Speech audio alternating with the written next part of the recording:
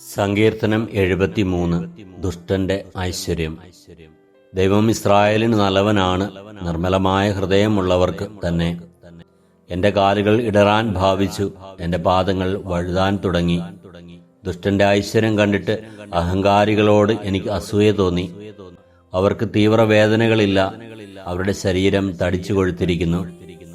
അവർക്ക് മറ്റുള്ളവരെ പോലെ കഷ്ടതകളില്ല, മറ്റുള്ളവരെ പോലെ അവർ പീഡിതരുമല്ല. ആകയാൽ അവർ അഹങ്കാരം കൊണ്ട് ഹാരമണിയുന്നു, അക്രമം അവർക്ക് അങ്കിയാണ്.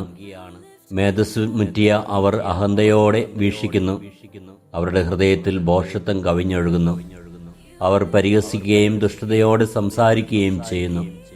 പീഡിപ്പിക്കുമെന്ന് അവർ ഗർവോടെ ഭീഷണിപ്പെടുത്തുന്നു. അവരുടെ അധരങ്ങൾ ആകാശത്തിനെതിരെ തിരിയുന്നു, അവരുടെ നാവ് ഭൂമിയിൽ ദൂഷണം പരത്തുന്നു. അതുകൊണ്ട് ജനം അവരെ നോക്കി പ്രശംസിക്കുന്നു, അവരിൽ കുറ്റം കാണുന്നില്ല. ദൈവത്തിന് എങ്ങനെ അറിയാൻ കഴിയും? അത്യുന്നതന് അറിവുണ്ടോ എന്ന് അവർ ചോദിക്കുന്നു. ഇതാ, ഇവരാണ് ദുഷ്ടർ, അവർ സ്വസ്ഥത അനുഭവിക്കുന്നു, അവരുടെ സമ്പത്ത് വർദ്ധിക്കുന്നു. ഞാൻ എൻ്റെ ഹൃദയത്തെ നിർമ്മലമായി സൂക്ഷിച്ചതും എൻ്റെ കൈകളെ നിഷ്കളങ്കതയിൽ കഴുകിയതും വ്യർത്ഥമായി. ഞാനിതാ ഇടവിടാതെ പീഡിപ്പിക്കപ്പെടുന്നു, എല്ലാ പ്രഭാതത്തിലും ദണ്ഡനമേൽക്കുന്നു.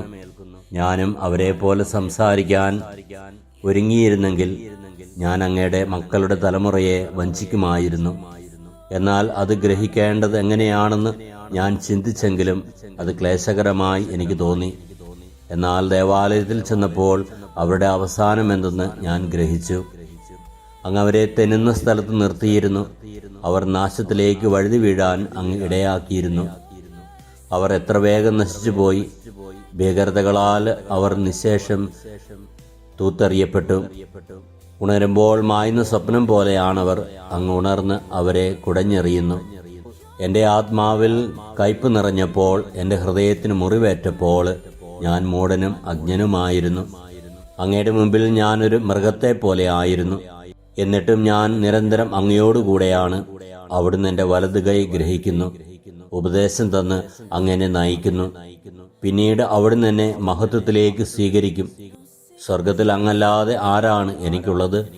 ഭൂമിയിലും അങ്ങേ അല്ലാതെ ഞാൻ ആരെയും ആഗ്രഹിക്കുന്നില്ല. എൻ്റെ ശരീരവും മനസ്സും ക്ഷീണിച്ചു പോയേക്കാം, എന്നാൽ ദൈവമാണ് എൻ്റെ ബലം. അവിടുന്നാണ് എന്നേക്കുമുള്ള എൻ്റെ ഓഹരി. എന്തെന്നാൽ അങ്ങിൽ നിന്ന് അകന്നു നിൽക്കുന്നവർ നശിച്ചു പോകും. അങ്ങയോട് കാവട്യം കാണിക്കുന്നവരെ അങ്ങ് സംഹരിക്കും. എന്നാൽ ദൈവത്തോട് ചേർന്ന് നിൽക്കുന്നതാണ് എൻ്റെ ആനന്ദം. ദൈവമായ കർത്താവിന് ഞാൻ അഭയം പ്രാപിക്കുന്നു. അവിടുത്തെ പ്രവൃത്തികളെ ഞാൻ പ്രഘോഷിക്കും. കർത്താവായ ദൈവമേ, അങ്ങയോട് ചേർന്ന് നിൽക്കുന്നതിൽ സദാ ആനന്ദം കണ്ടെത്തുവാനുള്ള കൃപയെ എന്നെ അനുഗ്രഹിക്കണമേ. കർത്താവേ, എൻ്റെ അനുദിന ജീവിതത്തിൽ എപ്പോഴും അങ്ങയോട് ചേർന്ന് നിന്നുകൊണ്ട് നാശത്തിൽ നിന്നും കരകയറ്റി എന്നെ അനുഗ്രഹിക്കുന്ന ദൈവമാണ് അങ്ങെന്ന് പ്രകീർത്തിച്ചുകൊണ്ട് അങ്ങയെ മഹത്വപ്പെടുത്തി സ്വീകരിക്കുവാനുള്ള കൃപയെ എന്നെ അനുഗ്രഹിക്കണമേ. നമ്മുടെ കർത്താവ് ഈശോ മിശിഹായുടെ കൃപയും പിതാവായ ദൈവത്തിന്റെ സ്നേഹവും പരിശുദ്ധാത്മാവിന്റെ സഹവാസവും നാം എല്ലാവരിലും എപ്പോഴും ഉണ്ടാകുമാറാകട്ടെ, ഇപ്പോഴും എപ്പോഴും എന്നേക്കും. ആമേൻ.